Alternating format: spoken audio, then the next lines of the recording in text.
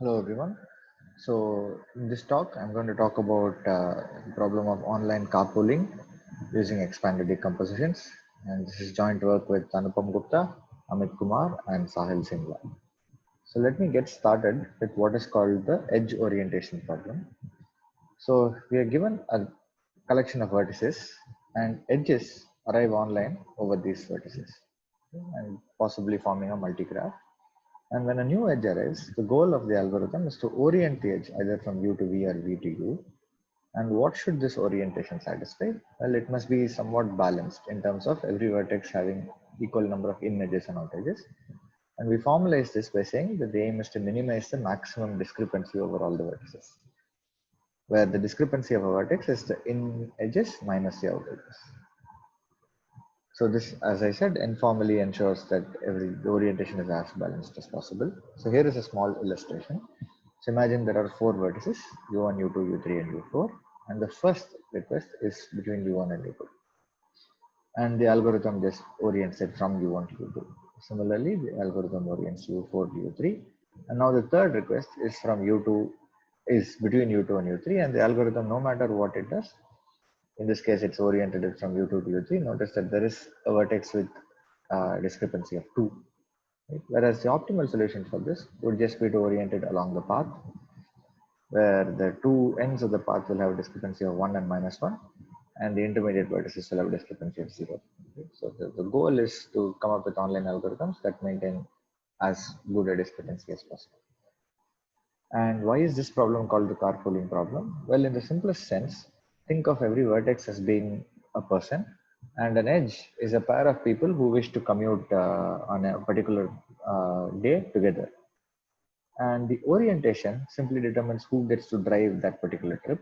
And if you're trying to minimize the discrepancy, we're just trying to be fair that every person gets to drive half the number of trips that they're participating in. Okay, and as I said, this is a very simple problem. You can naturally generalize this to having edge weights, which can denote like the duration of a particular trip, or also to hypergraphs, where more than two people can share a trip here.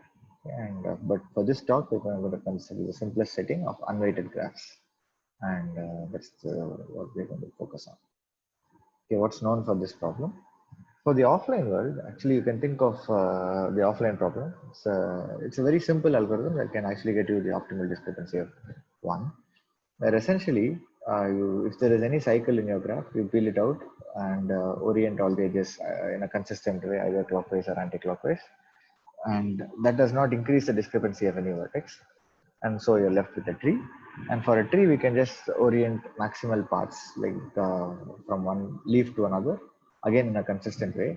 And only the leaves have a discrepancy of +1 or -1. The intermediate vertices don't increase the discrepancy at all. So eventually you'll get 0, 1, or -1. What's known for the online problem? It's much more challenging and interesting for the online problem. So a natural strategy is to just randomly color it +1 or -1, right? Orient each edge either from U to V or V to U by tossing a unbiased form. While this has zero discrepancy on average, the variance, as you might have guessed, is very high. So there will be some vertex which has a discrepancy of almost square root of t with high probability over t arrivals. So the real question is, can we do better than this? And indeed we can. And in a very almost 20 plus years old paper, Aita et al. First study this problem and show the following results. The first one is a very surprising result that says that every deterministic algorithm must have a very large lower bound for the online problem. So at least theta n, in contrast to the offline algorithm where you can get one discrepancy. And moving to randomized algorithms, they show that a simple randomized algorithm can get actually improve the square root t bound of the random coloring, and they indeed get a square root of n log n discrepancy. Okay? And finally, they consider a very interesting stochastic case where the incoming edges are not adversarially chosen, but they are actually just uniformly random pairs of vertices from, or you can think of it as uniformly random edge from the complete graph of 10 vertices. In this case, they show that a very natural greedy algorithm can actually get much better discrepancy of theta of log n. And this is the most relevant result to our work. Basically, we wonder can you generalize this complete graph to arbitrary graphs? Okay, and indeed, that's what we show. So we consider the stochastic edge orientation for arbitrary graphs. Suppose we are given a graph G upfront, and every request is a uniformly random edge sample from this graph G. Then we devise an algorithm which can compute an orientation that has a maximum discrepancy of polylog of n comma t for a sequence of t arrivals. So notice that this improves over the Aitai et al. Result in two different ways. One is, of course, uh, we generalize the complete graph case to arbitrary graphs. And the second one is that their bound for arbitrary arrivals was a square root of n log n, whereas we can get a polylog n guarantee. However, ours is weaker in the sense that it needs to know, it works only in the IID case, whereas their algorithm is any online adversarial arrival sequence. Okay, so now coming to the techniques, I'm going to talk about a very natural algorithm and also a natural analysis attempt, and then show why it breaks down, and then that would motivate our overall approach. Natural algorithm is the greedy algorithm, right? So when the new edge arrives, we just orient it from a vertex of higher discrepancy to the vertex of lower discrepancy. And how would we analyze this algorithm? Well, you could think of using a potential function which captures the soft max over all the discrepancies. Okay, so natural potential that we use in various similar algorithmic analysis is to use the exponential potential. So it's just the sum over all the vertices of e raised to the discrepancy of a particular vertex v. And notice that for this potential function, the greedy algorithm actually is very good for this potential in terms of improving or decreasing the potential whenever the two vertices have discrepancy that are off by at least 2. For example, if u has a discrepancy of 10 and v has a discrepancy of 6, then after the orientation, u would have a discrepancy of 9 and v would have a discrepancy of 7. And then the potential actually goes down due to the convexity of the exponential function. Okay? And the one case where the potential does not change is when the u and v have discrepancy off by 1. So if u has a discrepancy of 6 and v has a discrepancy of 7, they just flip after the orientation, and the potential is the same. But notice that when u and v have the same discrepancy, 6 and 6, then no matter how we orient them, the potential actually goes up. And this turns out to be a problem case for this analysis. And indeed, this is what Aitai et al. Exploit for their lower bound. So they show that any greedy algorithm must eventually have one vertex that hits a discrepancy of either minus n over 2 or plus n over 2. And this is how they show it. Suppose at some intermediate point in time, all the vertices have a discrepancy strictly between minus n over 2 and n over 2. Then by pigeonhole principle, you can show that there are two vertices that have exactly the same discrepancy value, right? Now the adversary can just present those two vertices as the next request. Now, no matter how you orient them, the discrepancies, there is a small outward drift for the discrepancies, right? So the two values which were both x initially have now become x minus 1 and x plus 1. And if you look at the potential, that softmax potential that we looked at, the potential keeps on increasing in this manner. And the potential can't keep on increasing, so something has to give. And what actually happens is one of the vertices has to hit the boundary of minus n over 2 or n over 2, and then the process can happen. And this is their lower bound construction. So really the question that we ask is, how do we circumvent this sort of an adversary? And the answer lies in the model that we work with. So notice that the arrivals are not adversarial, right? They are stochastically sampled IID from some upfront graph G. So the hope for us is that it's very unlikely for the adversarial, the edge that's sampled, to have two endpoints of identical discrepancy. And if they don't have identical discrepancy, then probably we can use this potential function and a greedy algorithm to analyze it. And that's indeed what we want to do. While we don't know a proof for this kind of approach, we have to do some more tricks to make this work. So that's an interesting question, whether this actually works for any graph G. So our approach is actually instead a two-step approach. The first step is a slight generalization of the Aitai result. So they show that the greedy algorithm works for complete graphs, edges that are sampled from a complete graph.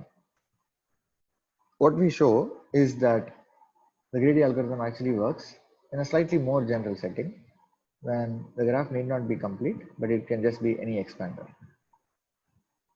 The next step is we use existing recent machinery to decompose an arbitrary graph into a collection of expanders. And so our overall algorithm is a combination of these two, where a new edge, we'll see which expander it belongs to and then run a local greedy algorithm for that expander and then combine all of them together. So for the next few minutes, I'll focus on step one and eventually I'll talk about very briefly about step two and then put them together. So how do we analyze the greedy algorithm on expanders? So the algorithm is clear, right? So we just, if a new edge arrives, we orient the edge from a vertex of higher discrepancy to a vertex of lower discrepancy.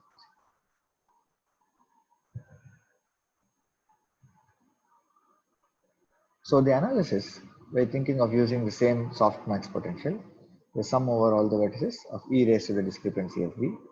And the hope is that the expected change in potential at each time step is actually fairly small. Let's say it's polynomial in n. Then the final potential, you can bound it by say poly of n comma t, n times t. And that would imply that all the discrepancies are bounded by say log of n times t. So this will suffice for upper bounding the discrepancy, but it won't exactly suffice to say that the discrepancy of every vertex is at least minus log of nt, right? Which we want. We want two-sided bound. Because this potential does not, I mean, the negative values can go as negative as they want to. So the fix for this is also very simple and it's been done in prior work. You just look at both e raised to d discrepancy of v and e raised to minus discrepancy of v. So if you take the sum together, that's just the cosine hyperbolic, and that's indeed what we use as our potential. The potential is just sum over all the vertices of the cos hyperbolic of lambda times the discrepancy of v for some suitable value of lambda. So, and if we bound the one-step change for this potential, then we can bound the final potential by some polynomial of n and t, which implies that the discrepancy of every vertex is at most log of n comma t, log of n times t upon lambda. Okay? So this part will say that as long as lambda is not very, very small, all the discrepancies will be good. So we eventually want to have like lambda, which is also polylog, or 1 over polylog number. And we show that such a lambda will work. And so to analyze this process, so the potential is clear. So how do we show that the one-step potential is small, right? To analyze this process, turns out this is a very nice paper that's very relevant to this work and this analysis. There's a paper by Perez et al.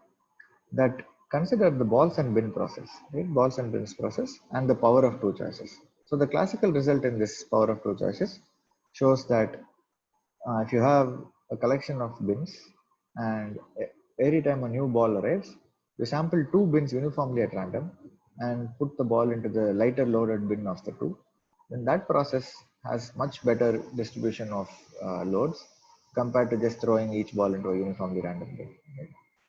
So this Perez et al. Paper considers a very nice generalization of this, where instead of sampling the two bins uniformly at random from among the n bins, which is like the complete graph, what if the two bins are sampled according to an edge, uniformly random edge from an expander graph?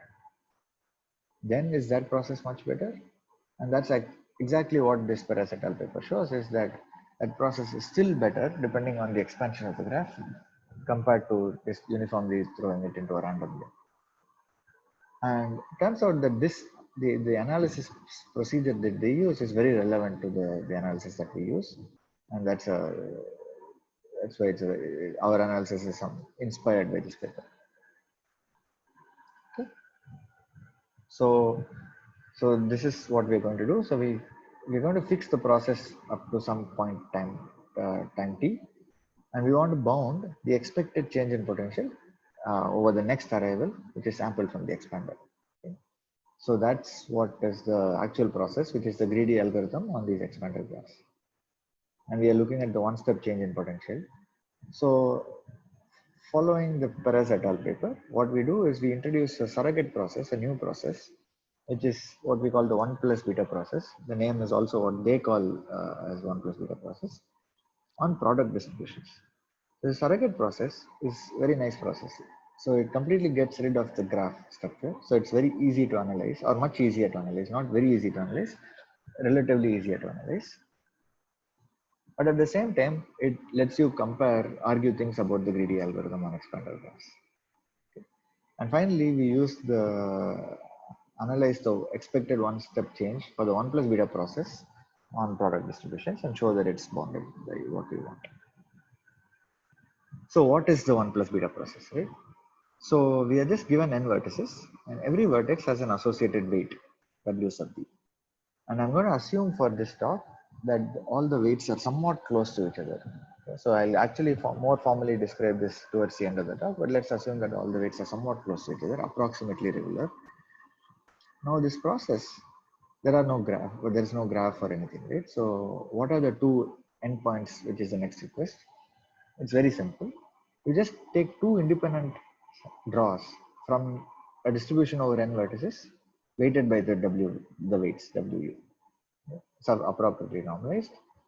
And then the two independent draws become the next request edge. The process is very clear. The next request is very clear. But what can the algorithm do? The algorithm cannot do a greedy process, greedy orientation. It has to do the following. It has to actually do a completely random orientation with probability 1 minus beta, and can do the greedy orientation only with probability of beta. Okay, so that in that way the process is tying its hands. So the nice thing about this intermediate step is that it's by taking the graph out of the picture, the analysis is relatively easier than just directly analyzing expanded graphs. And at the same time, the process is sufficiently random that it lets us it serves as an upper bound for the greedy algorithm on expanders. And that's the beauty of this intermediate process.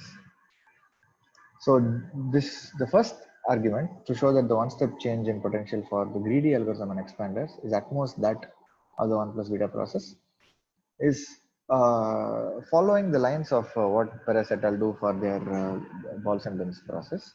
It's a stochastic domination argument using ideas of majorization. So we're not going to go into the details of this due to lack of time. But in the construction, what they will do is they will set the beta appropriately based on the expansion of the graph. So the expansion is higher, then the beta can be higher. So the beta depends on the expansion of the graph. And the weights of the vertices in the product distribution are actually directly related to the degree of the expander. So each vertex U. Right? So degree of V becomes the weight of V in this product distribution. So that's how they form the middle process. And let me briefly talk about how you analyze the 1 plus beta process on product distributions in the next slide. So suppose in the 1 plus beta process, we end up sampling two vertices U and V for the next request. And for simplicity, I'm going to assume that the discrepancy of U and V are both non-negative. The other cases can be analyzed in a similar way. So how do we look at the change in potential? There are many terms that contribute to the change in potential. Firstly, with 1 minus beta probability, we do a random color. Right? So discrepancy of U could either go to U plus 1 or U minus 1, DU plus 1 or DU minus 1 with probability half. Similarly for V. So if you work out the calculation, because there's a one with probability half, the change in potential is e raised to lambda du plus 1 minus e raised to lambda du. And with probability half, it's e raised to lambda du minus 1 minus e raised to lambda du. So if you add the two together, it behaves like a second derivative. So I'm approximating it by 1 minus beta times lambda squared times e raised to lambda times the discrepancy of u. Similarly for v. And since u is the dominant term, I'm going to ignore v for this the change in potential due to the random part. So it's 1 minus beta times lambda squared times e raised to lambda times the discrepancy of u. And now what happens for the greedy part, right? For the greedy part, u's discrepancy will come down because we greedily orient the edge from u to v, and v's discrepancy will go up. So u will lead to a decrease in potential, and V will lead to an increase in potential. And this I'm going to approximate by the first derivative. So that's why there is a beta, which is a probability of doing the greedy orientation, and a lambda, which is the first derivative, and then minus e raised to lambda times the discrepancy of u plus e raised to lambda times the discrepancy of u. So how do these terms play with one another? So we are going to divide the proof at a high level into three cases. There's a lot of details that I'm going to skip over here, and this forms like a big chunk of the technical part of this work. But I'm just going to try to provide the high level intuition. So the first case that I'm going to consider is when the discrepancy of u is significantly more than the discrepancy of v. Remember, u is the vertex with higher discrepancy, and so u is what is going to drop its discrepancy, and so it will lead to a drop in potential.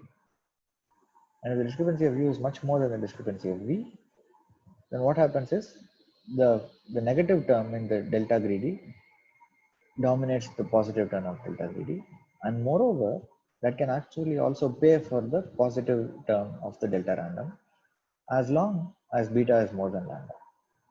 So this says that we have to set lambda to be at most beta, and we will set lambda to be roughly equal to beta, so that's a good part.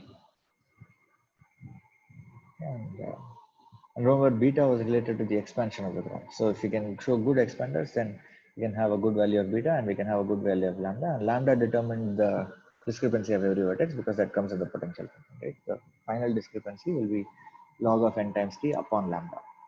So lambda is log, that's good. There's another good case when the discrepancy of u and v are both small, reasonably small, which is say 10 over lambda.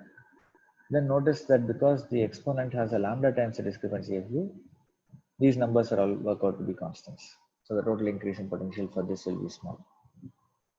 There's one bad case, which is the leftover case, which is when the discrepancy of u and v are fairly large, but they are very close to each other. So the u and v discrepancy are very close to each other, not too far from each other. So notice that this case actually can't occur too often, right? Because if you sum up over all the vertices, the discrepancy has to add up to 0. So it can't be that there's a lot of vertices that all have high discrepancy and are all close to a same region. They have to be somewhat, if there's a few vertices of this kind, there have to be a few vertices which are very negative or which are away from this vertex and so on.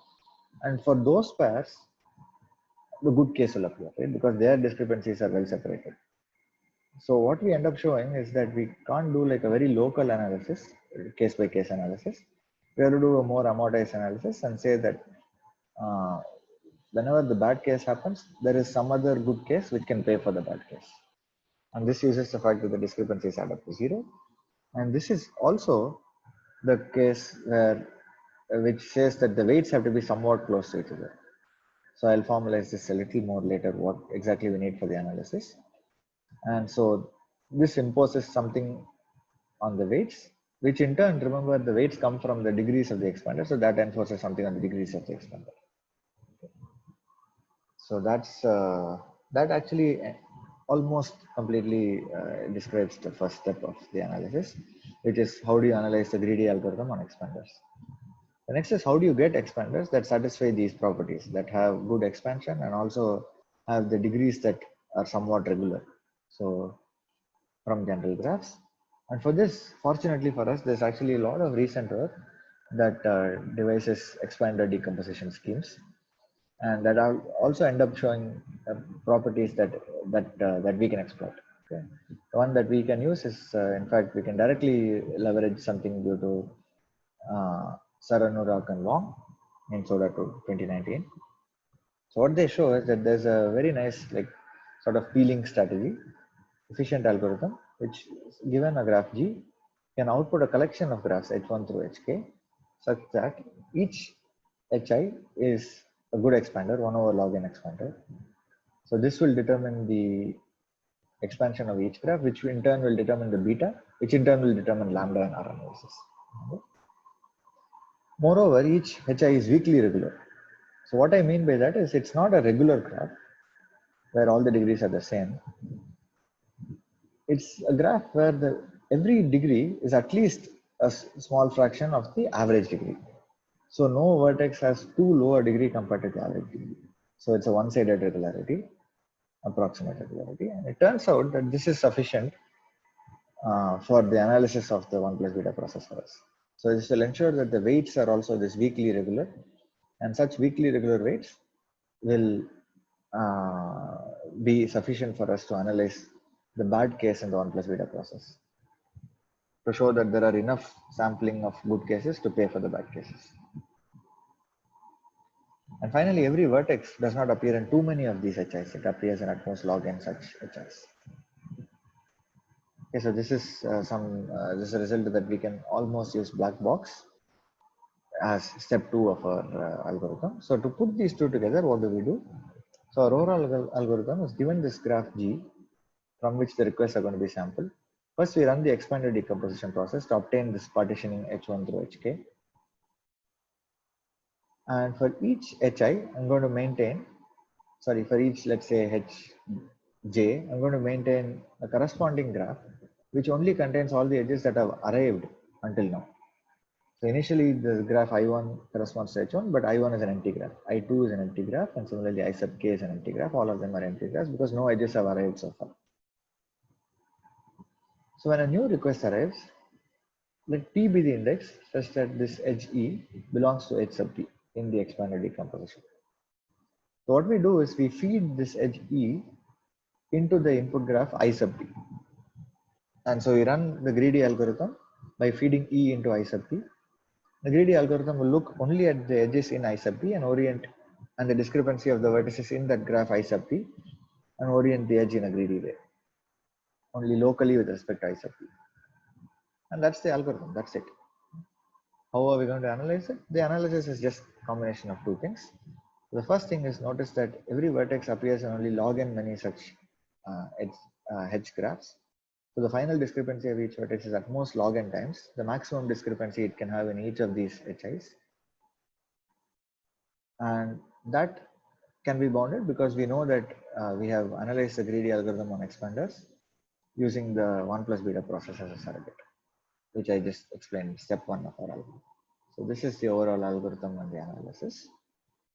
And so to conclude, what we showed is that we analyzed the case of IID arrivals from a given graph G, the edge orientation problem, and showed that the discrepancies is bounded by polylog of n comma t. The analysis involved like this two-step process where we first analyze expanders and then use the expanded decomposition theorem. And the analysis of expanders was also interesting in that it went through the surrogate 1 plus beta process. The real question that remained after this work is can we get rid of this knowledge of G upfront? So what about, can we devise algorithms which can work in non-IID case where the arrivals are say sampled by an oblivious adversary, not necessarily IID from some known graph G. And it turns out that there's a very recent result, which is a very elegant result. In fact, a breakthrough result, not just for edge orienteering, but also for a much more general vector discrepancy problem due to Always et al. That shows that given any sequence of vectors, online sequence of vectors, determined by an oblivious adversary, there is a randomized algorithm that can either sign each vector +1 or -1, so that the signed sum of all these vectors has low discrepancy in every coordinate. And the beauty of this algorithm is that it's a very simple, elegant online algorithm which gets guarantees almost matching the offline algorithm. Turns out we could use that to solve the general online problem of carpooling. And so in some sense, this result subsumes the result that we have. But we still believe that these techniques that we have of using the expander process and the 1 plus beta process might be useful in general for other contexts as well. Okay, so that pretty much is all that I wanted to talk about. Thank you and stay safe.